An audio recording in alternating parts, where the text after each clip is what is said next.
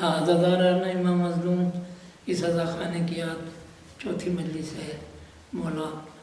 قیامت تک یوں ہی مجلس عزا ہوتی رہے، ہم ذکر حسین کرتے رہیں اور اپنی ماؤں کی پاکیزگی کا اعلان کرتے رہیں۔ یہ جناب زینب کا صدقہ ہے۔ آج جناب زینب کی شان میں ایک مصدق پیش کر رہا ہوں۔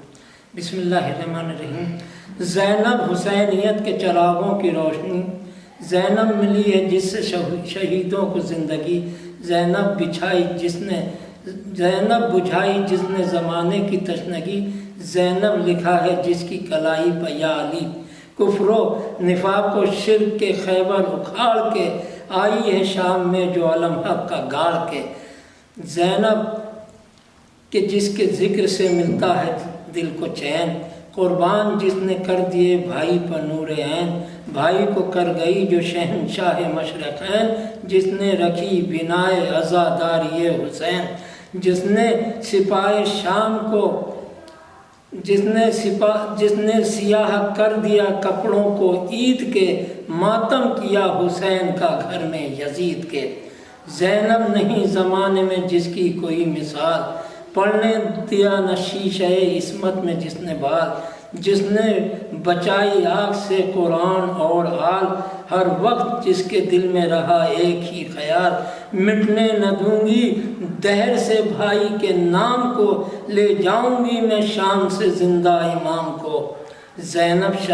شہادتوں کے گلستاں کی ہے بہار، زینب شہادتوں کے گلستاں کی ہے بہار، زینب دیا حسین کو جس نے کہ ماں کا پیار تھا، جس کی سانس سانس پر بھائی کا اختیار، کہتے ہیں جس کو دوسری حیدر کی ذوالفقار، مقتل جو بے ضمیروں کی لاشوں سے بھر گئی، نسل امیر شام جو ناپید کر گئی، نسل امیر شام جو ناپید کر گئی، زینب کے جس کے شعر کا عباس نام ہے، جو مملکت عزم و وفا کا امام ہے، دریا ہے جس کے قدموں میں اور تشنہ کام ہے، جو بازوئے حسین علیہ السلام ہے، روضہ ہے جس کا آج بھی قبلہ یقین کا، جس کی رگوں میں خون ہے ام البنین کا، زینب امام وقت کی جو پاسبان ہے، زینب صفا و مروہ سے اونچی چٹان ہے، زینب جو کربلا کی اکیلی زبان ہے، انکار کے حسین کی جو ترجمان ہے، زخمی کیا دلوں کو جو لہجے کے واڑ نے، زینب کے ہونٹ چوم لیے ذوالفقار نے،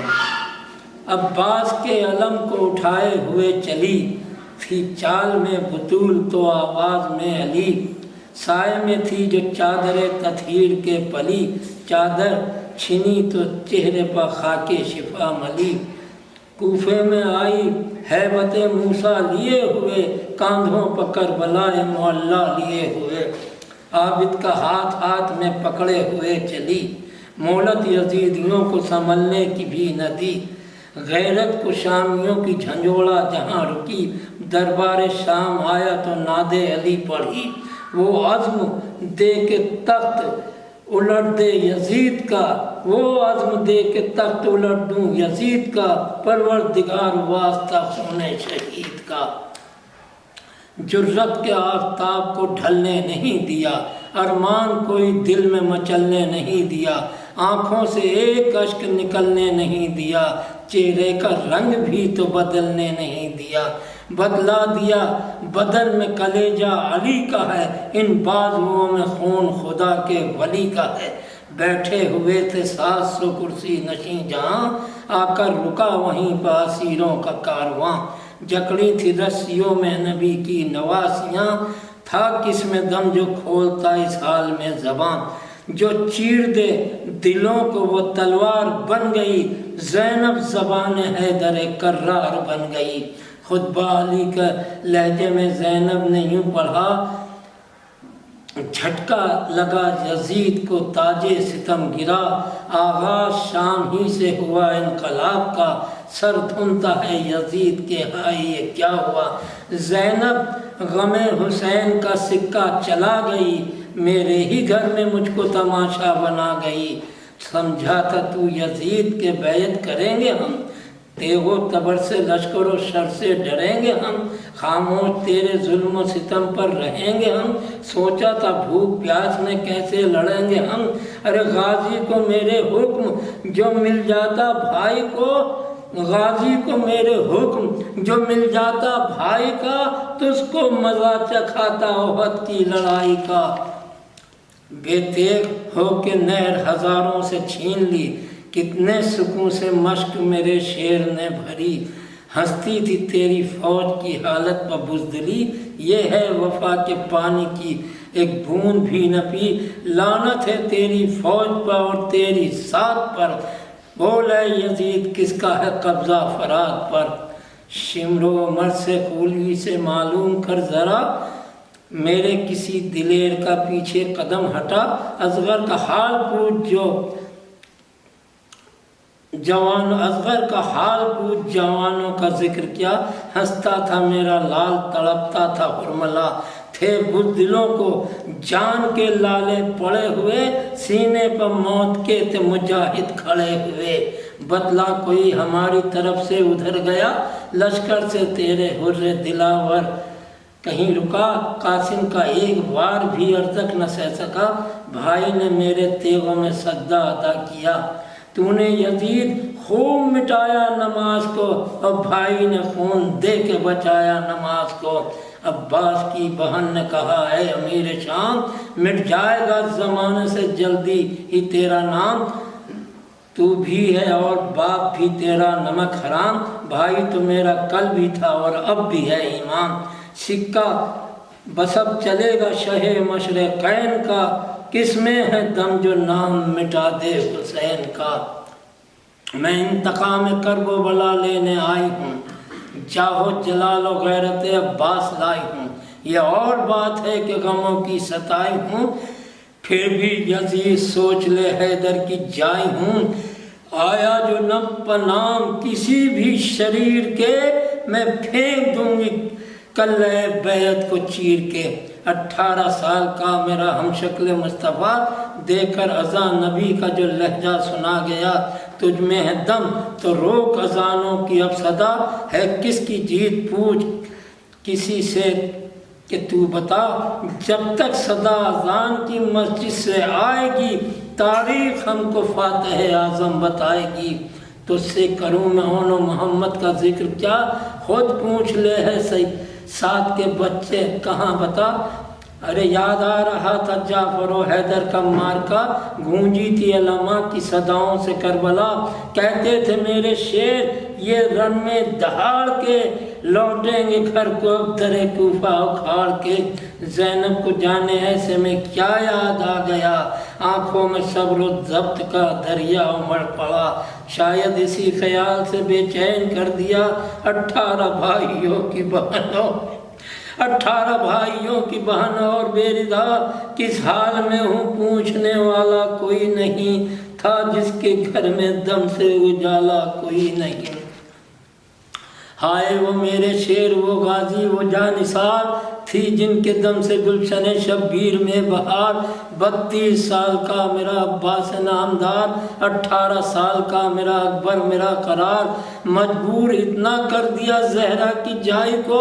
2 گز کفن بھی دینے نہ پائی میں بھائی کو، بیمار ہے بھتیجا میسر دوا نہیں، اولاد فاطمہ کے سروں پر رضا نہیں، سب کربلا میں لٹ گیا کچھ بھی بچا نہیں، ایسے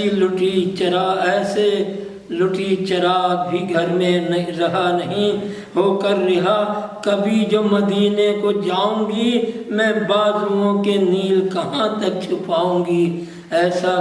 کسی کا گھر نہ ہو ویران ہے خدا، جنگل میں مجھ غریب کا جس طرح گھر لٹا، بیٹے بھتیجے بھانجے بھائی ہوئے فدا، کوئی بھی حال پوچھنے والا نہیں رہا، دروں کے زخم پشت پا کس کو دکھاؤں میں، اپنا کوئی ملے تو کہانی سناؤں میں، زینب ابھی یہ سوچ رہی تھی کہ ناگہاں کانوں میں آئیں بالی سکینہ کی سسکیاں، دیکھا پلٹ کے بچی کے ہیں اشک خون رواں، لپٹا کے دل سے پوچھا کہ کیا بات میری جان، ارے بولی سکینہ پانی نہ گھر چاہیے مجھے، اب تو پھوپھی حسین کا سر چاہیے مجھے، اب تو پھوپھی حسین کا سر چاہیے مجھے۔ زینب نے تب یہ حاکم بے درد سے کہا منگوا دے سر حسین علیہ السلام کا۔ بولا یزید تشت میں سر ہے رکھا ہوا، چھونے کا حکم ہے نہ یہاں آنے کی رضا۔ ارے میں بھی تو کوئی معجزہ دیکھوں حسین کا، سر خود ہی اٹھ کے جائے شہ مشرقین کا۔ یہ سنتے ہی سکینہ نے دربار میں رضا پھیلایا، دونوں ہاتھوں سے دامن جلا ہوا، رو کر پکاری آبرو رکھے شہ خدا۔ آئے سر حسین تجھے حق کا واسطہ، آ کر سر حسین سکینہ سے مل گیا، ایک حشر تھا یزید کا دربار ہل گیا۔ اللہم صلی اللہ محمد وعلی محمد۔ 5 ہو گئی 5۔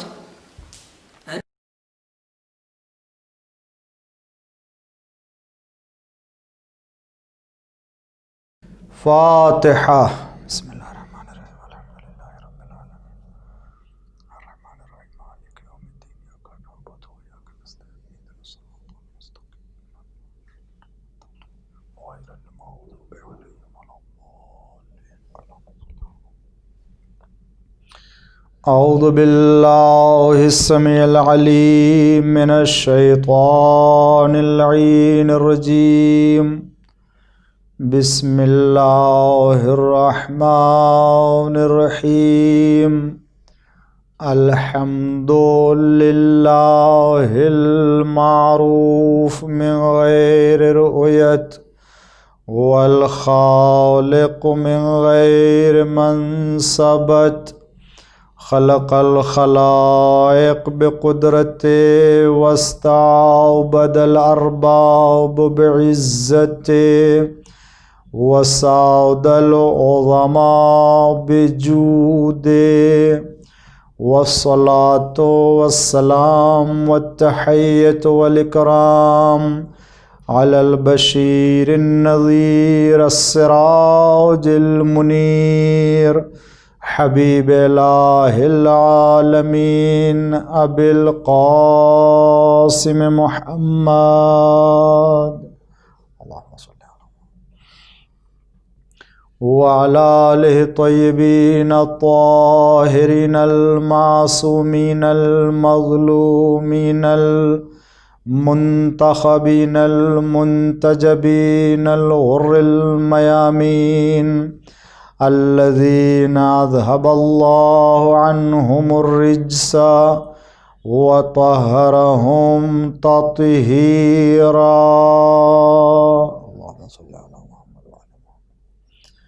لا سيما الإمام المبين بقية الله في الأرضين الحجة الثاني عشر والمهدي المنتظر عجل الله تعالى فرجه الشريف. اللهم لعن أول ظالم ظلم حق محمد وآل محمد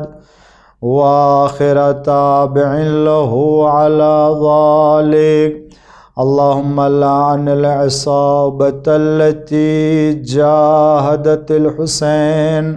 وشايعت وبايعت وتابعت على قتله. اللهم لعنهم جميعا. أما بعد فقد قال الله الحكيم في قرآن الكريم وقوله الحق. بسم الله الرحمن الرحيم. إنما يريد الله ليذهب عنكم الرجس أهل البيت وَيُطَهِّرَكُمْ تَطْهِيرًا. صلوات پڑھ دیجئے محمد وآل محمد پر. ناظرین اکرام، قبل اس کے کہ اپنے معروضات آپ کے سماعت کے حوالے کروں، آپ حضرات پھر ایک بار سورہ حمد اور 3 بار سورہ توحید کی تلاوت فرما کر کے مرحوم مرحومہ مغفورہ کنیز صغرا بنت سید صغیر حسین اور مرحوم سید علی ظفر ابن سید صادق حسین کی روح کو ہدیہ فرما دیں۔ الحمدللہ رب العالمین الرحمن الرحیم مالک یوم الدین ایاک نعبد و ایاک نستعین اہدنا الصراط المستقیم صراط الذین انعمت علیہم غیر المغضوب علیہم ولا الضالین۔ بسم اللہ الرحمن الرحیم قل هو الله احد اللہ الصمد لم یلد ولم یولد ولم یکن له کفوا احد۔ بسم اللہ الرحمن الرحیم قل هو الله احد اللہ الصمد لم یلد ولم یولد ولم یکن له کفوا احد۔ اللہم صلی علی محمد وعلی محمد۔ ایک اور صلوات آپ حضرات مل جل کر کے بلند آواز سے پڑھ دیجئے۔ اللہم صلی علی محمد وعلی محمد وعجل فرجہ۔ یہ عشر مجالس کی آج چوتھی مجلس ہے کہ جو امام باڑہ مرحومہ علین بی بی امام کے یہاں منعقد ہو رہی ہے۔ مرحومہ علین بی بی امام باڑہ پارک سرکس کولکاتہ میں، کہ جس کے بانی سید ارشاد حسین اور ان کے فرزندوں کی جانب سے منعقد ہو رہی ہے، اور اس سلسلے کی آج چوتھی مجلس ہے کہ جس کا عنوان ہے عظمت اہل بیت علیہم الصلاۃ والسلام۔ عظمت اہل بیت علیہم السلام کے حوالے سے میں نے گزشتہ 3 مجلسوں میں آپ کے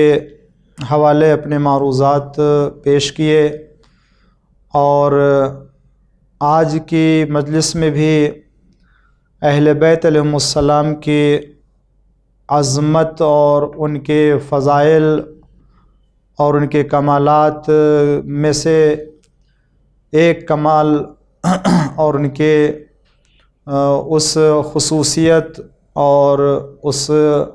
عظمت کی طرف اشارہ کرنا مقصود ہے کہ جو اللہ تعالیٰ نے اہل بیت علیہم السلام کو عطا فرمایا اور خداوند عالم نے اس سے آپ کو سرفراز فرمایا۔ جب پروردگار عالم نے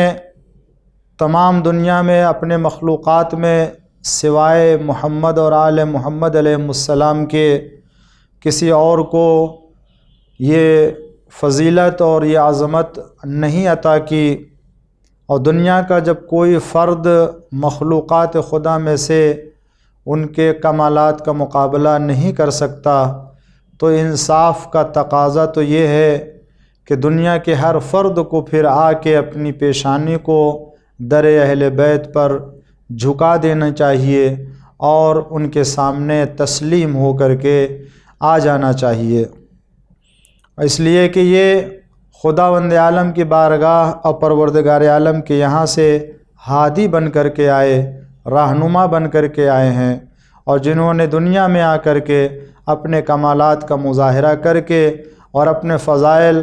اور اپنے عظمتوں کو آشکار کر کے بتا دیا کہ دیکھو ہم وہ اہل بیت ہے کہ جو علم کے منزل میں ہوں یا سخاوت کے منزل میں ہوں یا زہد کے منزل میں ہوں یا دیگر کمالات کے منزل میں ہو، ہر طرح کا کمال اللہ نے ہمیں عطا کر کے دنیا میں بھیجا ہے۔ ہر ایک کو چاہیے کہ ہماری رہنمائی میں دین سیکھے، دین کے احکام کے اوپر عمل کرے، اس لیے کہ خدا کے آخری رسول حضرت محمد مصطفیٰ صلی اللہ علیہ وآلہ وسلم نے ہمیں یعنی ہم اہل بیت کو، اہل بیت علیہ السلام نے خود لوگوں کے سامنے یہ اعلان کیا، ہم اہل بیت کو لوگوں کی رہنمائی کے لیے، لوگوں کے دین کے اوپر عمل کرنے کے لیے معلم مفسر قرار دیا ہے، اور وہ تمام علوم جو خداوند عالم نے پیغمبر کو عطا کیا، وہ سارے علوم حضور اکرم نے امیر المومنین علیہ السلام کو عطا فرمایا، اور وہ تمام کمالات خداوند عالم نے جو آپ کے اندر پائے جاتے تو وہ سب کے سب اہل بیت علیہم السلام اور حضرت علی علیہ السلام کو عطا کر دیا۔ تو کسی بھی میدان میں، کسی بھی منزل میں اہل بیت علیہم السلام کسی کے نیازمند نہیں ہے، کسی کے محتاج نہیں ہے، اور بلکہ ہمارے اور آپ کے چھٹے امام جعفر صادق علیہ السلام نے ارشاد فرمایا کہ دنیا میں ہم آل محمد میں سے کوئی نہ کوئی عالم اس دنیا میں موجود رہتا ہے، اور وہ کسی کی طرف اور کسی کا محتاج نہیں ہوتا ہے، لوگ اس کے محتاج ہوتے ہیں، اس لیے کہ اللہ نے انہیں بنا کر کے بھیجا ہے، اللہ نے انہیں لوگوں کی ضرورتوں کو پورے کرنے کے لیے بھیجا ہے، اللہ نے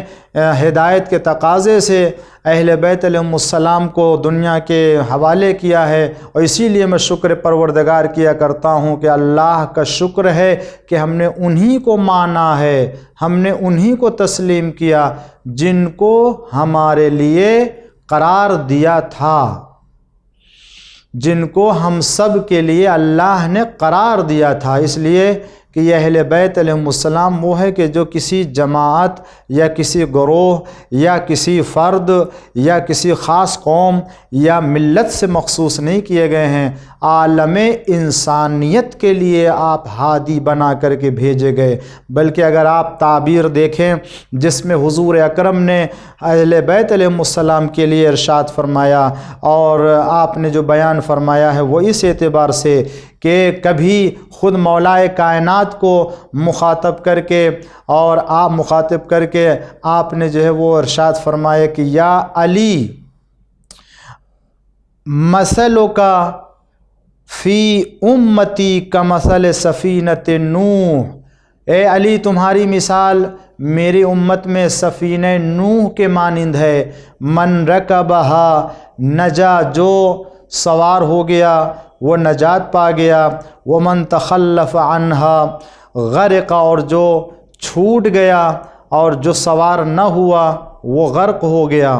کبھی آپ نے اہل بیت علیہم السلام کی مثال دے کر کے فرمائی مثل اہل بیتی، میرے اہل بیت کی مثال سفینہ نوح کے مانند ہے۔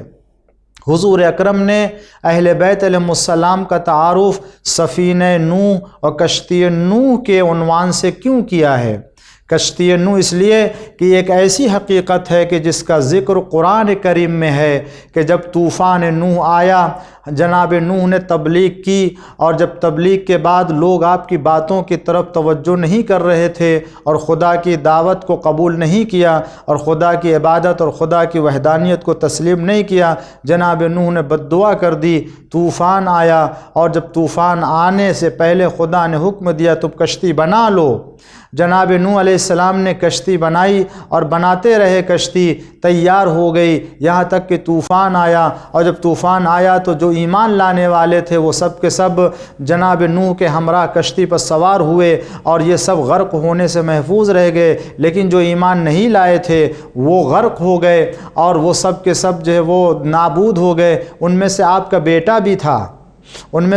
بیٹا بھی تھا کہ جو آپ بلاتے رہے اسے مگر وہ سوار نہ ہو سکا، اور یہ سب سمجھتے رہے، ان کا خیال یہ تھا کہ ہم پہاڑ پر چڑھ جائیں گے اور یہ پہاڑ کی بلند ترین چوٹی ہمیں جو ہے غرق ہونے سے بچا لے گی، لیکن نتیجہ کیا ہوا؟ طوفان بڑھتا رہا، پانی بڑھتا رہا، یہاں تک کہ یہ پانی اس منزل تک گیا جس منزل پر نوح کے بیٹے نے پناہ لی تھی، اور شاید میرا تو خیال یہ ہے کہ اگر وہ پہاڑ کی چوٹی پر پناہ نہ لیتا تو شاید پانی وہاں نہ پہنچا۔ نتیجہ کیا ہوا؟ خود بھی ڈوبا، پہاڑ کو بھی لے ڈوبا، اس لیے کہ خدا کو یہ بتانا تھا کہ جو آج کشتی نوح پر سوار نہیں ہوگا اسے غرق ہونا ہے، وہ چاہے جہاں چلا جائے پانی وہاں تک جانے والا ہے۔ تو جب یہ ایک مسلمہ حقیقت ہے جس کو خدا نے قرآن میں بیان کیا کہ جو سوار ہوا وہ نجات پایا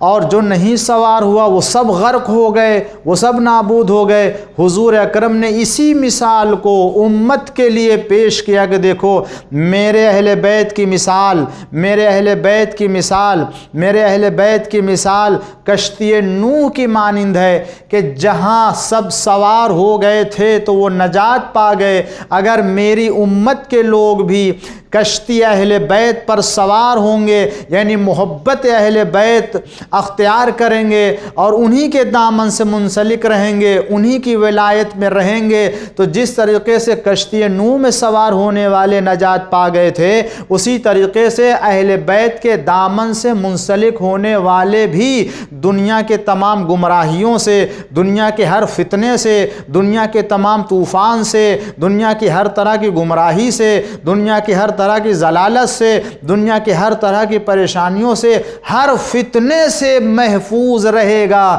جس طریقے سے نوح کا بیٹا سوار نہ ہوا، وہ غرق ہو گیا، یاد رکھو میں نے مثال اسی لیے دی ہے کہ چاہے وہ نوح کا بیٹا ہو، چاہے وہ نبی کا بیٹا ہو، چاہے وہ جس خاندان سے تعلق رکھتا ہو، میں نے مثال اسی لیے دی جب اس زمانے میں نوح کا بیٹا ہو کر کے سوار نہ ہونے کی صورت میں غرق ہو گیا، تو یاد رکھو اس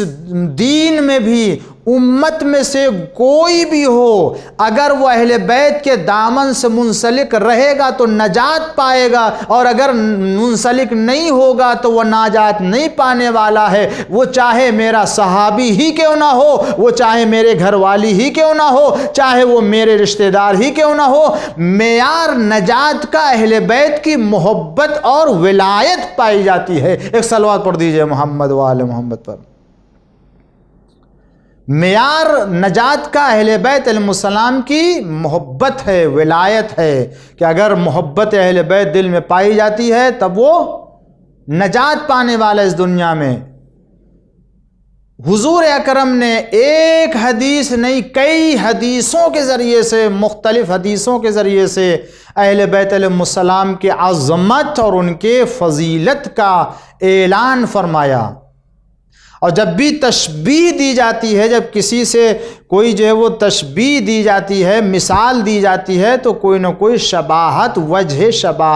وجہ تشابہ اس کے اندر پایا جاتا ہے۔ خدا پیغمبر اسلام نے مولائے کائنات کے لیے فرمایا کہ اے علی تمہاری مثال کعبے کی مثال ہے۔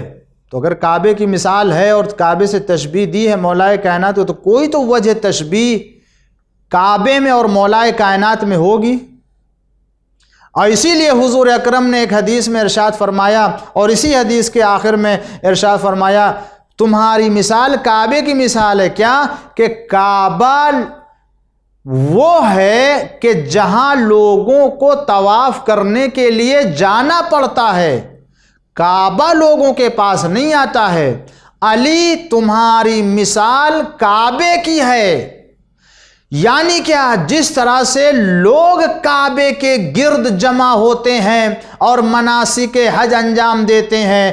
اسی طریقے سے اے علی تمہاری مثال کعبے کی ہے۔ لوگ تمہارے پاس آئیں گے، تم کو لوگوں کے پاس جانے کی ضرورت نہیں ہے۔ شاید یہی وجہ ہے کہ جب آپ کو میدان غدیر میں حکم خدا سے لوگوں کے سامنے امام اور خلیفہ بنا دیا گیا اور آپ کے خلافت اور ولایت کا اعلان کر دیا گیا، تو اب آپ حجت خدا ہو گئے۔ وفات پیغمبر کے بعد آپ ولی خدا ہو گئے، لوگوں کے امام بنا دیے گئے ہیں، اور جب لوگوں کے امام بنا دیے گئے تو اب لوگوں کی ذمہ داری ہے کہ مولائے کائنات کے پاس آئے۔ اسی لیے 25 سال گزر گئے مگر مولا نے کسی سے یہ نہ کہا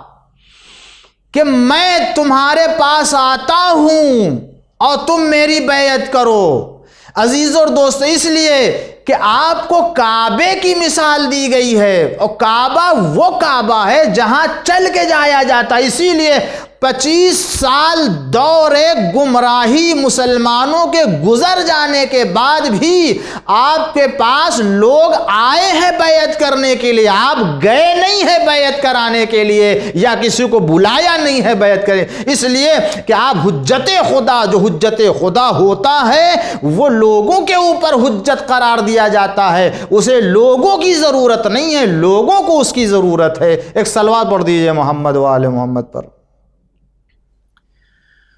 تو مولا کائنات کو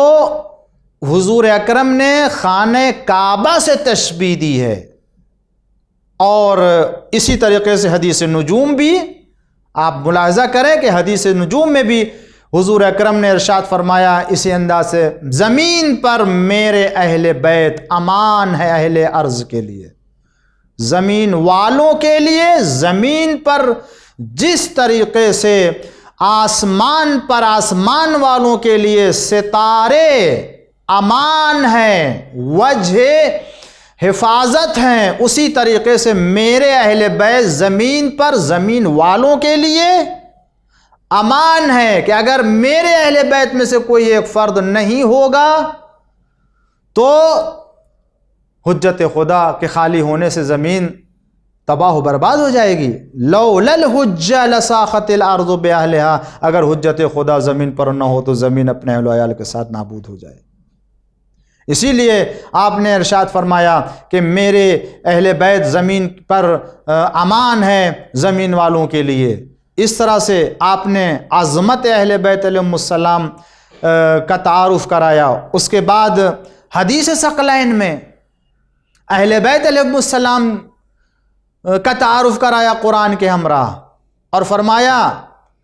کہ اے لوگوں میں تمہارے درمیان دو گراں قدر چیزیں چھوڑی، اور ایک جگہ نہیں کئی جگہ پر حضور اکرم نے حدیث ثقلین کے ذریعے سے تعارف کروایا اور قرآن اور اہل بیت کے ایک ساتھ ہونے کا ذکر کیا ہے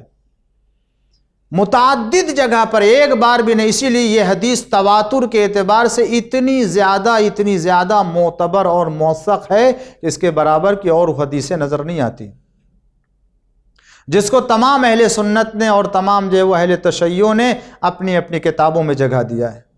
کہ حضور اکرم نے فرمایا انی تارک فیکم الثقلین، میں تمہارے درمیان دو گراں قدر چیزیں چھوڑے جا رہا ہوں۔ صرف یہی حدیث، خدا کی قسم اگر مسلمان اس کے اوپر غور کر لے، اور اتنی معتبر حدیث ہے کہ جہاں ہر فرقے میں ہر مسلک میں پائی جاتی ہے، چاہیے تو یہ تھا مسلمانوں کو وہ تمام حدیثیں کہ جس کا حوالہ دیتے ہیں اس کے بجائے حدیث ثقلین کا حوالہ دیتے، جس میں رسول اللہ نے قرآن کے ساتھ اور اہل بیت کے ساتھ ہونے کا ذکر کیا ہے کہ پیغمبر اسلام نے فرمایا میں تمہارے درمیان دو گراں قدر چیزیں چھوڑے جا رہا ہوں، ایک قرآن اور دوسرے میری اطرت، میرے اہل بیت ہیں۔ خود رسالت مآب نے ان تمام حدیثوں میں جو تعبیر اہل بیت علیہم السلام کے لیے استعمال کی ہے وہ قابل غور ہے، خاص طور سے حدیث ثقلین میں، کہ آپ نے اس طرح سے حدیث ثقلین میں ارشاد فرمایا کہ ایک ایک فقرہ اور ایک ایک لفظ، ایک ایک کلمہ قابل تأمل ہے، قابل غور ہے۔ ما ان تمسکتم بہما، اگر تم یعنی جب تک تم ان دونوں سے متمسک رہو گے، دونوں سے یعنی قرآن سے اور اہل بیت سے متمسک رہو گے۔ تمسک کے معنی کیا ہوتے ہیں؟ تمسک کے معنی ہوتے ہیں لغت کے اعتبار سے کسی چیز سے لپٹ جانا، چمٹ جانا، کسی سے لپٹ، اس طرح سے اس سے لپٹ جائے اور اس کو پکڑ لے کے چھوٹنے نہ پائے۔ حضور اکرم نے تمسک کا کلمہ استعمال کے مطلب ایک لمحے کے لیے نہ قرآن سے تمہاری جدائی ہونی چاہیے، نہ اہل بیت سے جدائی ہونی چاہیے۔ ما ان تمسکتم بہما، ان دونوں سے جب تک تم متمسک رہو گے، لن تضلوا، کبھی بھی گمراہ نہیں ہوگے، کبھی بھی تم جو ہے وہ ضلالت میں نہیں پڑو گے۔ لن تضلوا، لن کا مطلب ہوتا ہے ہرگز، ہرگز، ابدا، یعنی قیامت تک کے لیے کہا جا رہا ہے، یعنی زمانے کا کوئی بھی وقت ایسا نہیں آ سکتا کہ جس میں تم اہل بیت کے دامن سے اور قرآن کے دامن سے متمسک رہو اور تمہیں گمراہی نظر آئے یا تمہیں ضلالت نظر آئے یا تمہیں تاریکی نظر آئے۔ یہ وہ اہل بیت ہیں کہ جو دونوں ایک ساتھ رہیں گے، کوئی بھی ان کو ایک دوسرے سے جدا نہیں کر سکتا ہے۔ حضور اکرم ان دونوں کے ایک ساتھ رہنے کا ذکر فرماتے ہیں، تو اس کا مطلب کیا ہوا؟ بہما کی بنیاد پر کیسے قرآن سے تمسک، یعنی دونوں سے تمسک کرنے کے لیے کہا۔ تو اب اگر مسلمان دنیا کا قرآن سے تمسک کرتا ہے بغیر اطرت اہل بیت کے، بغیر خاندان اہل بیت کے، تو آپ بتائیے کیا یہ تمسک کہا جائے گا؟ اس لیے کہ حضور اکرم نے بہما کا مطلب یہ قرآن اور اہل بیت ان دونوں سے تمسک کرنے کو۔ اب جس طرح اس کا مطلب یہ کہ جس طریقے سے آج مسلمان قرآن سے جڑا ہوا ہے، قرآن کی تفسیر، قرآن کے علوم، قرآن کی ترتیل، قرآن کے قرأت، قرآن کی تجوید، قرآن کی ترتیل، قرآن کی تسہیل، قرآن کے حروف، قرآن کے الفاظ، قرآن کی آیات، قرآن کی سوریں، ان کی خصوصیات، قرآن کے علوم، جتنے بھی تعویل اس کے جو ہے وہ متشابہ اور اس کی عام، اس کے خاص آیتیں، ناسخ منسوخ، اور اسی طریقے سے شان نزول، جتنی چیزوں کے بارے میں آج مسلمان قرآن کے بارے میں اہتمام کرتا ہے، میں کہتا ہوں اس حدیث ثقلین کی روشنی میں مسلمان نہ قرآن کی تفسیر سمجھ سکتا ہے، نہ قرآن کی قرأت کر سکتا ہے، نہ قرآن کی ترتیل سمجھ سکتا ہے، نہ قرآن کی تعویل سمجھ سکتا ہے، نہ قرآن کے شان نزول کو سمجھ سکتا ہے، نہ قرآن کے تفسیر کو جان سکتا ہے، نہ قرآن کے دیگر محکم و متشابہ آیتوں کو سمجھ سکتا ہے، نہ قرآن کے عام خاص کو سمجھ سکتا ہے، نہ قرآن کے ناسخ و منسوخ کو جان سکتا ہے، کچھ نہیں جان سکتا ہے۔ اس لیے کہ جب تک اس کے ہمراہ رہنے والے اطرت اور اہل بیت سے تمسک نہیں کرے گا، اس وقت تک قرآن کی ان تمام چیزوں سے محروم رہے گا۔ اس لیے کہ خدا نے، رسول نے اہل بیت کو قرآن کا عالم بنا کر کے بھیجا ہے۔ ان دونوں سے تمسک کا مطلب یہ، نہ قرآن اہل بیت سے جدا ہونے والا، نہ اہل بیت قرآن سے جدا ہونے والے۔ اب اگر کوئی صرف قرآن سے تمسک کرتا ہے تو دراصل یہ قرآن سے بھی متمسک نہیں ہے، اس لیے کہ رسول نے فرمایا یہ دونوں جدا نہیں ہوں گے۔ تو جب یہ دونوں ایک دوسرے سے جدا نہ ہوں گے تو کیسے امت ایک سے تمسک کر سکتی؟ اس کا مطلب یہ قرآن سے بھی متمسک نہیں ہے۔ اے مسلمانوں، میں حدیث ثقلین کا حوالہ دے کر کے گزارش کرتا ہوں کہ اگر واقعی دین پر عمل کرنا چاہتے ہو تو قرآن کے ساتھ ساتھ اہل بیت کے اقوال سے بھی تمسک کرنا ہوگا، اہل بیت کے کردار کو بھی اپنانا ہوگا، اہل بیت کے بیان کردہ تفسیر کو بھی لینا ہوگا، تبھی تمہارا قرآن سے تمسک صحیح ہو سکتا،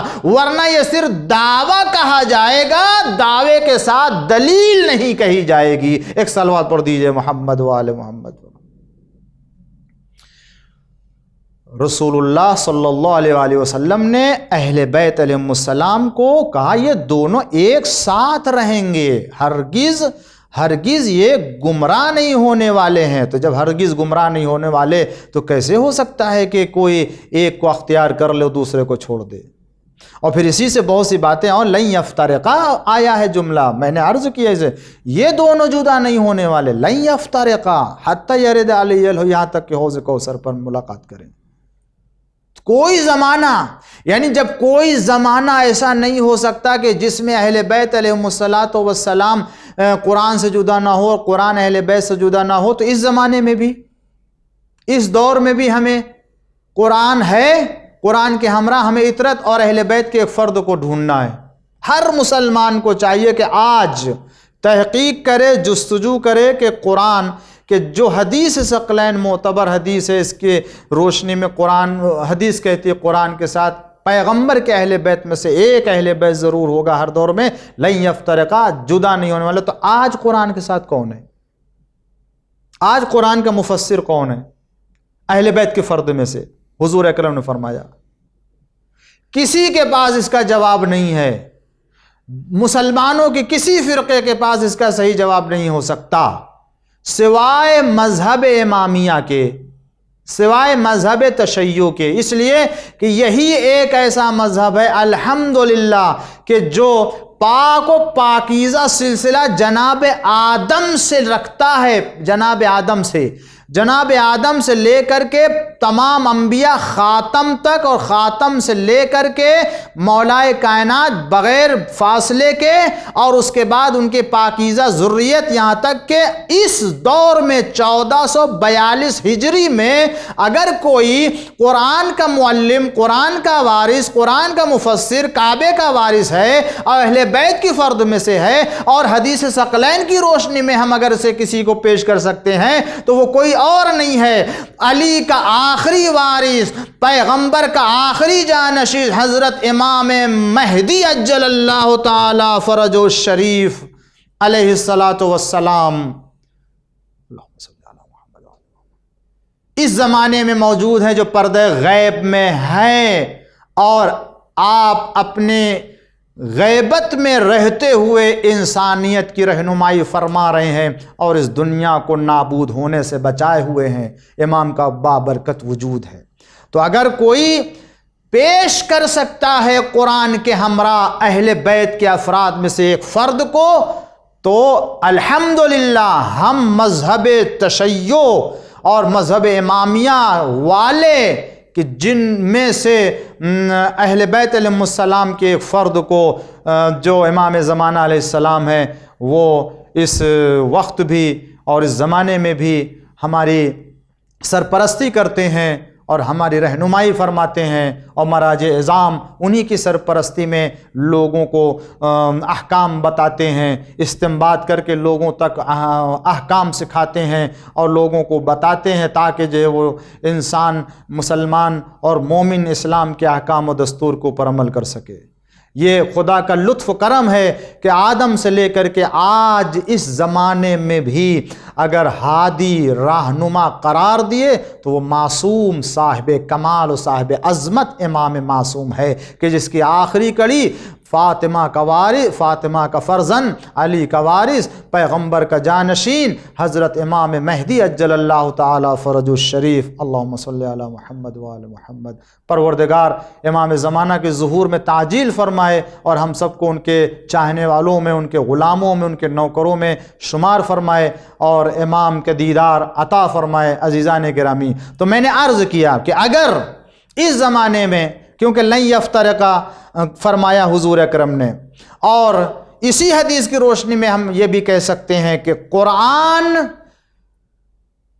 اہل بیت علیہ السلام کی حقانیت کا اعلان کر رہا ہے، اور اہل بیت علیہ السلام قرآن کی حقانیت کا اعلان کر رہے ہیں، اس لیے کہ قرآن حق ہے، اور جب یہ حق ہے تو پھر اہل بیت علیہ السلام حق ہیں، اس لیے کہ اہل بیت کو قرآن کے ساتھ قرار دیا گیا ہے۔ یہ ہو نہیں سکتا ہے کہ قرآن اہل بیت سے الگ ہو جائے یا اہل بیت قرآن سے، تو جب دونوں حق ہیں تو پھر مسلمانوں کو قرآن کے ساتھ اہل بیت علیہ السلام کو اختیار کرنا چاہیے۔ جو چیز قرآن سے سیکھیں اسے دیکھ لیں کہ اہل بیت علیہ السلام اس کی تائید کر رہے ہیں یا نہیں کر رہے ہیں، جو قرآن سے لے رہے ہیں دیکھو اہل بیت کی تائید ہے یا نہیں ہے۔ اسی لیے وہ تفسیر معتبر تفسیر مانی جائے گی جو معتبر حدیث اور روایت معصومین کی روشنی میں لی جائے، اس لیے کہ قرآن کے تفسیر بیان کرنے کا حق اگر کسی کو ہے تو معلم قرآن، مفسر قرآن، امیر المومنین اور ان کے پاک و پاکیزہ اولاد اہل بیت اطہار علیہم الصلاۃ والسلام کو ہے۔ اللہم صلی علی محمد وعلی محمد۔ اور اسی طریقے سے جس طریقے سے قرآن آج تمام مسلمانوں بلکہ تمام انسانوں کے اوپر حجت ہے، اسی طریقے سے قرآن کی طرح سے اہل بیت بھی حجت ہیں، اس لیے کہ دونوں ایک ساتھ قرار دیے گئے ہیں۔ ثقلین دو گراں قدر چیزیں، لن یفترقا دونوں ایک دوسرے سے جدا نہیں ہو سکتے۔ جب قرآن حجت ہے تو اہل بیت بھی حجت ہیں،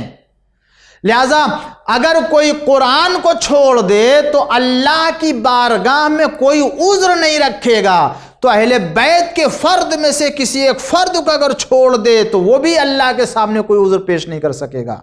کہیں اور جانے کی ضرورت نہیں ہے۔ اہل بیت علیہ الصلاۃ والسلام کی بارگاہ میں آؤ، اطرت اور قرآن دونوں ہی جس طریقے سے قرآن کے لیے کہا گیا ہے کہ قرآن ہر خطا سے، ہر سہو سے، ہر نسیان سے، ہر طرح کے باطل سے محفوظ ہے، قرآن میں باطل آ نہیں سکتا کسی بھی رخ سے، اسی طریقے سے اہل بیت علیہ السلام بھی معصوم ہے، اہل بیت بھی خطا سے محفوظ، اہل بیت بھی نسیان سے محفوظ، اہل بیت ہر طرح کے عیب سے محفوظ ہے، اہل بیت بھی ہر رخ سے محفوظ ہے، باطل ان کے قریب آ نہیں سکتا، اس لیے کہ قرآن کے ہمراہ ہیں۔ جو خصوصیت قرآن کی ہے وہ اسی لیے کہا گیا قرآن کو قرآن صامت، اہل بیت کو قرآن ناطق۔ جب تک قرآن ناطق کو قرآن صامت سے نہیں ملایا جائے گا قرآن سمجھ نہیں سکتا ہے۔ ایک صلوات پڑھ دیجئے مل جل کر کے محمد آل محمد پر۔ اور ایک آخری بات اس سلسلے کی عرض کروں کہ حضور اکرم نے حدیث ثقلین میں اہل بیت علیہ السلام کی عظمت کا اور ان کے فضیلت کا اعلان کیا، اور یہ کہا کہ اگر دین سمجھنا ہے میرے بعد اور دین لینا ہے تو قرآن اور اہل بیت، یہی دو ہیں کہ جن کو تم اختیار کر کے دین سمجھ سکتے ہو اور ایمان مکمل کر سکتے ہو اور اپنا عقیدہ مکمل کر سکتے ہو۔ یاد رکھو، ان کے بغیر نہ تم دین سمجھ سکتے ہو نہ عقیدہ سمجھ سکتے ہو۔ تو آخری بات اس سلسلے کی جو وہ کیا کہ جس طریقے سے قرآن کی آیتوں سے استدلال، قرآن کی آیتوں سے دلیل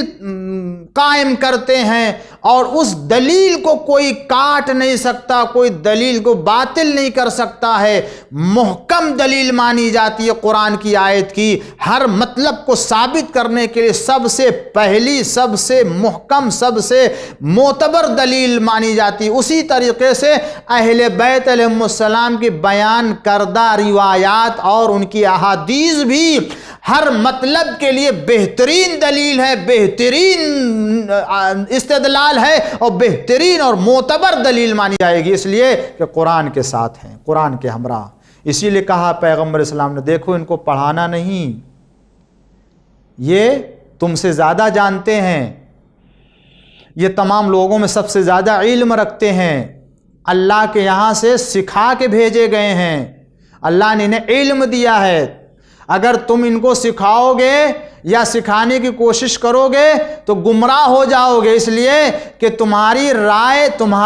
ہے، ان کی رائے خدا کی رائے، اس لیے کہ وہی چاہتے ہیں جو خدا چاہتا ہے۔ تو جب جو خدا چاہتا ہے وہی چاہتے ہیں تو کبھی اپنی مرضی سے نہ تفسیر بیان کر سکتے ہیں، نہ تعویل کر سکتے ہیں، نہ کسی کے اپنے خواہشات سے رہنمائی کر سکتے ہیں۔ اس لیے یہ وہ ہیں کہ جن کے لیے خداوند عالم نے فرمایا ہم نے ان کو امام بنایا جو ہمارے امر سے ہدایت کرتے ہیں۔ ایک صلوات پڑھ دیجئے محمد و آل محمد پر۔ البتہ مسلمانوں میں ایک بحث یہ ہے کہ اب یہ حدیث ثقلین کی جو حدیث ثقلین کو عنوان سے بیان کی جاتی ہے، کتاب خدا اور اطرت اہل بیت اور پیغمبر کے اہل بیت، تو بعض لوگ اس میں ایک لفظ اور اضافہ کرتے ہیں، کتاب اللہ و سنتی کی بھی جو حدیث بیان کرتے ہیں، مگر اس کی حقیقت میں آپ کے سامنے عرض کرتا ہوں ذمہ داری کے ساتھ کہ یہ جو حدیث ثقلین ہے، میں نے جس کی تفسیر اور جس کی وضاحت ابھی پیش کی، کتاب خدا اور اہل بیت، یہ آپ کو اہل سنت کے ہر معتبر یعنی تمام معتبر کتابوں میں اور اکثر کتابوں میں مل جائے گی، حدیث کی کتابوں میں مل جائے گی، غیر حدیث کی کتاب میں مل جائے گی، محدثین نے نقل کیا، غیر محدثین نے نقل کیا ہے، اور ہمارے ہاں ہر جگہ ملے گی، ہر معتبر کتاب میں ملے گی۔ لیکن یہ جو اس کے مقابل والی حدیث بیان کی جاتی ہے کہ رسول اللہ نے فرمایا کہ میں تمہارے درمیان دو گراں قدر چیز، ایک اللہ کی کتاب، دوسرے میری سنت، یہ والی حدیث، تو میں عرض کروں یہ حدیث اہل سنت کے معتبر کتاب میں نہیں ہے، اور اہل تشیع کے یہاں بھی ایک حدیث نہیں ہے سنتی والی۔ ہم شیعوں کی کتابوں میں ندارت نہیں پائی جاتی ہے، اور ان کے یہاں بھی یہ حدیث معتبر کتابوں میں نہیں ہے۔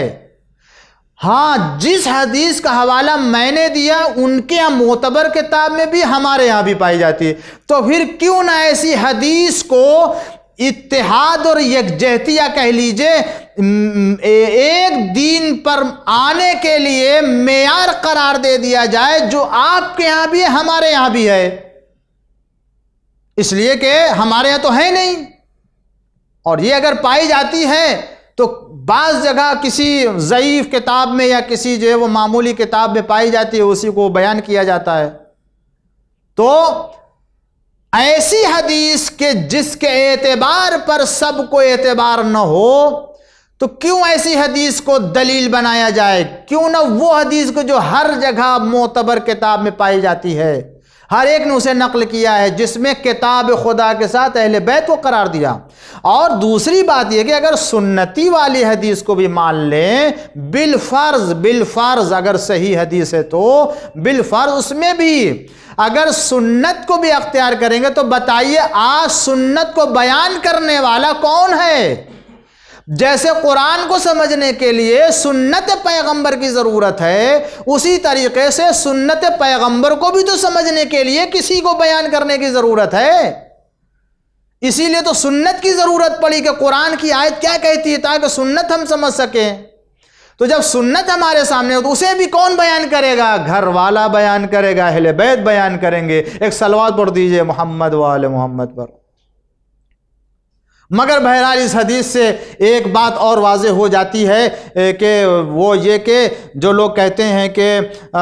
حدیث ثقلین کے ساتھ جو ہے وہ سنتی ہے، بعض کہتے ہیں نہیں سنتی نہیں، حدیث اہل بیتی ہے اور اطرتی ہے، یقیناً جو ہے وہ اطرتی اور اہل بیتی ہے، لیکن جو لوگ کہتے ہیں سنتی ہے، تو جو بھی ہو مسلمانوں ایک بات طے ہو گئی، توجہ چاہتا ہوں، ایک بات بہرحال ہمارے اور آپ کے لیے یہ طے ہو گئی اور تاریخ کے دامن میں محفوظ ہو گئی، کیا کہ حضور اکرم نے جو فرمایا ہے وہ دو چیزوں کو لیے فرمایا، ایک کتاب خدا اور دوسرے اطرت اہل بیت، اور اگر اطرت اہل بیت کی جگہ پر سنت تو سنت، یعنی خالی قرآن چھوڑ کے نہیں گئے حضور اکرم، بلکہ قرآن کے ساتھ حضور نے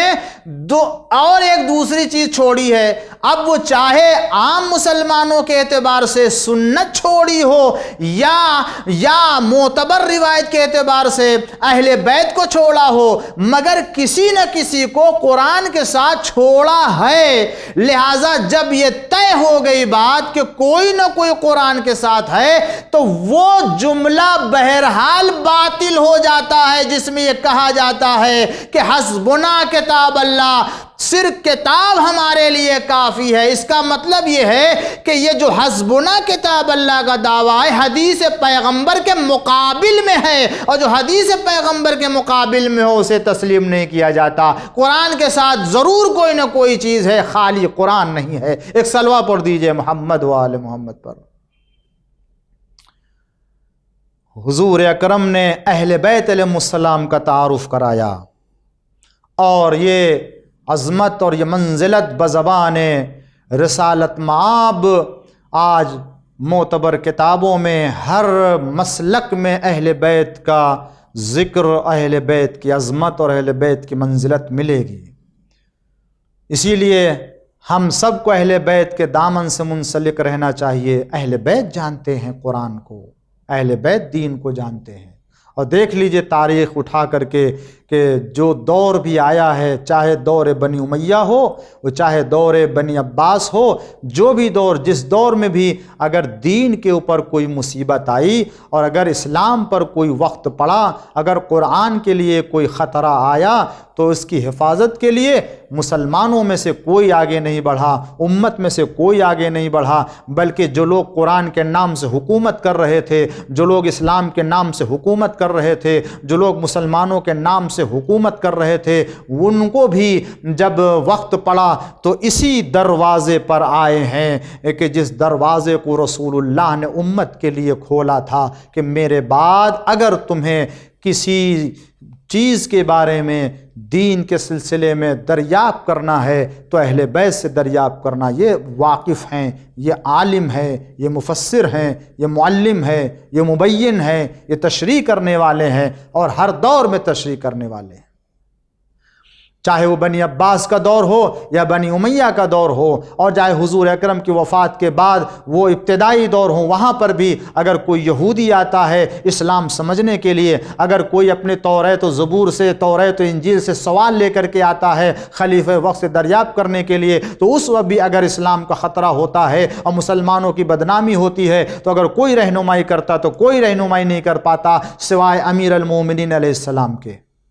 اور اگر اس خطرے سے اور اس مصیبت سے کوئی نجات دیتا ہے تو وہ کوئی اور نہیں ہے، اہل بیت ہی کی وہ فرد ہوتی، وہ چاہے دور اول ہو یا کوئی بھی دور ہو. اور اس کے بعد بھی اگر آپ دیکھیں، چاہے امام کاظم علیہ السلام کا زمانہ ہو، چاہے امام رضا علیہ السلام کا زمانہ ہو، وہ چاہے امام صادق علیہ السلام کا زمانہ ہو، وہ چاہے امام حسن عسکری علیہ السلام کا زمانہ ہو، امام علی نقی علیہ السلام کا زمانہ ہو، کوئی بھی زمانہ ہو، اگر کسی غیر نے اسلام کے اوپر کوئی تنقید کی اور کوئی اعتراض کیا تو اس اعتراض کا جواب دینے کے لیے، اور قرآن کے خلاف اگر کوئی اقدام کر رہا ہے تو قرآن کے جواب دینے کے لیے کوئی یہ نہیں آیا آگے. وہ اگر آیا ہے تو اہل بیت کے فرد نے اسے دفاع کیا اور اہل بیت کے فرد نے اسے حل کیا ہے. لہٰذا اس دور میں بھی اگر آج اسلام پر بھی کوئی وقت پڑتا ہے، قرآن کے اوپر کوئی وقت آتا ہے، دین کی تعلیم کے اوپر کوئی وقت آتا ہے، مسلمانوں کے اوپر کوئی وقت آتا ہے، تو مسلمانوں یاد رکھو کوئی نہیں اٹھنے والا ہے. اگر کوئی اٹھنے والا ہے تو وہی آخری فرد جو غیبت میں ہے اور دین کے وارث ہونے کے عنوان سے، کعبے کے وارث ہونے کے عنوان سے، قرآن کے وارث ہونے کے عنوان سے اس زمین کے اوپر زندگی بسر کر رہا ہے، وہی حفاظت کر سکتا ہے، یا پھر اس کے عام نمائندے جو مراجع اعظام ہیں وہ امام کی رہنمائی میں حفاظت کا سامان فراہم کر سکتا ہے. یہی وجہ ہے ہم ہر زمانے میں محفوظ رہیں فتنوں سے، اس لیے کہ ہمارا سرپرست رہا ہے. ہر طرح کی گمراہی سے محفوظ رہے اس لیے کہ ہماری ہدایت کرنے والا رہا ہے. ہر زمانے کے فتنوں سے ہم نجات پا گئے اس لیے کہ ہمارے لیے امام کی شکل میں، مراجع اعظام کی شکل میں ہدایت و رہنمائی کرنے والے رہے، اس لیے کہ ہم پاک و پاکیزہ سلسلہ رکھتے ہیں. اسی لیے وہ لوگ جو لوگ حسین کے ہمراہ آئے تھے قربان ہونے کے لیے، وہ بھی یہ سمجھ رہے تھے کہ آج ہم حسین کی ہمراہی میں، حسین ابن علی کے نقش قدم پر چل کر کے ہم دنیا کے فتنوں سے محفوظ رہ سکتے ہیں. وہ چاہے یزید کا فتنہ ہو، چاہے وہ بنی امیہ کا فتنہ ہو، چاہے وہ بنی عباس کا فتنہ ہو، چاہے اس دور کے کسی بھی گمراہ کرنے والے کے گمراہی کا فتنہ ہو. وہ سمجھ رہے تھے کہ آج اگر کوئی اہل بیت کا فرد ہے تو وہ حسین ابن علی کی شکل میں ہے، اور آپ کی مدد کر کے اور آپ کی نصرت کر کے، آپ کا ساتھ دے کر کے ہی دین کے اوپر عمل کر سکتے ہیں اور صحیح طور سے مومن اپنی زندگی کو بسر کر سکتا ہے. ورنہ زمانے کے امام کو اگر چھوڑ دیا تو نہ دین پر عمل ہو سکتا ہے، نہ مسلمان کہا جا سکتا ہے، اور نہ ہی وہ دین کی تعلیمات کے اوپر عمل کر سکتا ہے. عزیزان گرامی، بس میں نے اپنے بیان کو مکمل کر لیا اور بس چند منٹ کی گفتگو کے بعد، مصائب کے بعد مجلس کو مکمل کر دینا چاہتا ہوں. ارباب عزا، ہاں یہ ایام کون سے ایام ہیں؟ یہ خدا کی قسم یہ وہ ایام ہیں کہ ماہ سفر میں اہل بیت علیہم السلام پر جو مصائب ڈھائے گئے ہیں ان مصائب کا تذکرہ عزادارو آج ہم جب آپ کرتے ہیں تو ہمارے اوپر غم طاری ہو جاتا ہے. عزادارو میں کیا عرض کروں، ماہ سفر کی یہ تاریخیں جو چل رہی ہیں یہ وہ سفر کی تاریخیں ہیں جہاں اہل حرم کو اسیر کر کے کربلا سے کوفہ سے شام وارد کیا گیا ہے، اور اہل حرم کو اس عالم میں شام وارد کیا گیا ہے کہ سید سجاد کے ہاتھوں میں ہتھ کڑی ہے، پیروں میں بیڑی ہے، بیمار امام ہے، مگر اتنا وزنی طوق گردن میں آپ کے حمائل کیا دیا گیا ہے کہ سید سجاد چل نہیں سکتے ہیں۔ جب امام باقر علیہ السلام نے دریافت کیا کہ اے بابا شام کے جب سفر ہوا تھا تو ذرا سا اس سفر کے حالت کو بیان کیجئے، تو سید سجاد نے بیان کیا، وہ اسی کو آپ کے سامنے بیان کرتا ہوں۔ عزاداروں، یہ رونے کے دن ہیں، سیدہ کے مصائب ہیں اور سیدہ کے لال کے مصائب ہیں، بیویوں کے مصائب ہیں، سید سجاد کے مصائب ہیں۔ اے عزاداروں، اہل حرم کو اسیر کر کے شام میں وارد کیا جا رہا ہے۔ عزاداروں، بس اتنا آپ احساس کریں، اگر ہمارے گھر کی کوئی خاتون ہوتی ہے، اگر ہمارے گھر کی کوئی عورت ہوتی ہے، اگر وہ گھر کی عورت ہو کر کے اور خاتون ہو کر کے ناموس ہو کر کے اگر بے پردہ ہو جاتی ہے کسی بھی عنوان سے یا بھولے سے یا غفلت کے عالم میں، تو جلدی سے اسے پردہ کر دیا جاتا ہے، اس کے اوپر پردہ ڈال دیا جاتا ہے کہ نامحرموں کی نگاہ اس کے اوپر نہ پڑنے پائے۔ ہائے جس کے گھر سے پردے کا رواج چلا، جس کے یہاں سے پردے کی رسم چلی، ہائے اسی کی بیٹیاں بے مکنو چادر کوفے کی گلیوں میں اور آج شام کے بازاروں میں پھرائی جا رہی ہے، اور زینب و کلثوم کے سر پہ چادر نہیں، سکینہ فریاد کر رہی ہے۔ تو سید سجاد فرماتے اے بیٹا محمد باقر، ارے تم کیا پوچھتے ہو؟ ارے ہم جب سب کو شام کے قریب جب آیا تو شام سے پہلے ہم سب کو ایک جگہ اکٹھا کیا گیا اور اس طرح سے ہمارے جانے کو وارد ہونے کو ترتیب دیا گیا کہ آگے نیزے پر میرے بابا کا کٹا ہوا سر رکھا اور میری نگاہوں کے سامنے میں اپنے بابا کا کٹا ہوا سر دیکھتا رہا۔ اے عزاداروں، آج آپ کی آنکھوں میں آنسو آ رہے ہیں، لیکن ذرا تصور کیجئے سید سجاد نے شام کے بازار میں کس دل سے اپنے بابا کے سر کو دیکھا ہوگا۔ اے عزاداروں، پھر سید سجاد فرماتے اے بیٹا، اس کے بعد مجھے ایک برہنہ اونٹ کے اوپر جس کے اوپر کوئی کجاوا نہیں ہے اس کے اوپر مجھے بٹھایا گیا اور پھر مجھے آگے بڑھایا گیا۔ میرے ہمراہ پھر عورتوں کا، ناموس کا، خواتین کا مجمع تھا اور ان کو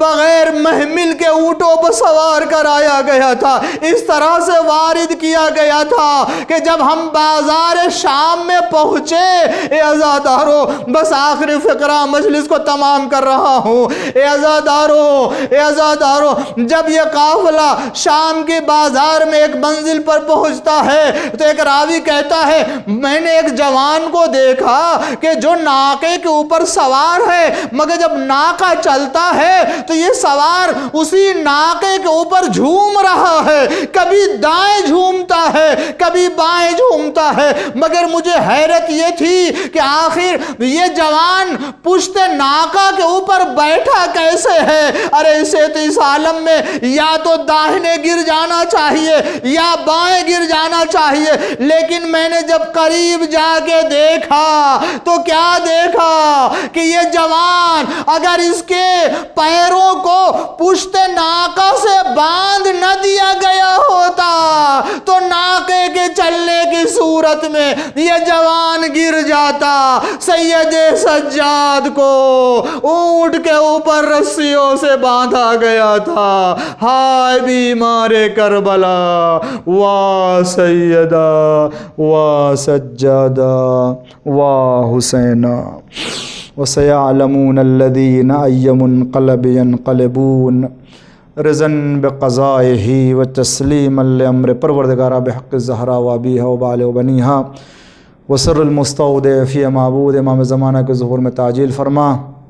ہم سب کو ان کے نوکروں میں شمار فرما، پالنے والے دنیا میں آزادار جہاں بھی بستے ہیں امام زمانہ کی پناہ میں محفوظ فرما۔ اے اللہ ہم سب کو امام زمانہ کا دیدار نصیب فرما۔ اے اللہ ہم سب کو امام کی دعا میں شامل فرما۔ پالنے والے امام زمانہ کو ہمارے اعمال سے راضی و خوشنود فرما۔ اے اللہ ہماری مجلسوں کو قبول فرما۔ اے اللہ ہمارے آنسوؤں کو ذخیرِ آخرت قرار فرما۔ پروردگار ہم سب کے چھوٹے بڑے گناہوں کو معاف فرما۔ اے معبود حاضرین مجلس اور خاص طور سے بانی مجلس جناب ارشاد حسین اور ان کے بیٹے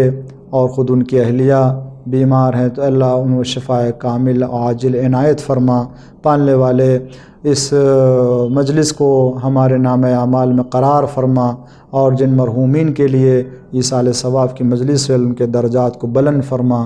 اور ان کو برزخی زندگی میں راحت و سکون عنایت فرما۔ پھر آپ حضرات سے گزارش ہے ایک بار سورہ حمد اور 3 بار سورہ توحید کی تلاوت فرما کر کے مرحومہ کنیز صغرا بنت سید صغیر حسین اور مرحوم سید علی ظفر ابن سید صادق حسین کی روح کو ہدیہ فرما دیں۔ بسم اللہ الرحمن الرحیم الحمدللہ رب العالمین الرحمن الرحیم مالک یوم الدین ایاک نعبد و ایاک نستعین اهدنا الصراط المستقیم صراط الذین انعمت علیہم غیر المغضوب علیہم ولا الضالین بسم اللہ الرحمن الرحیم اللہ الصمد لم یلد ولم یولد ولم یکن له کفوا احد اللهم صل على محمد اللهم صل على محمد اللهم صل على محمد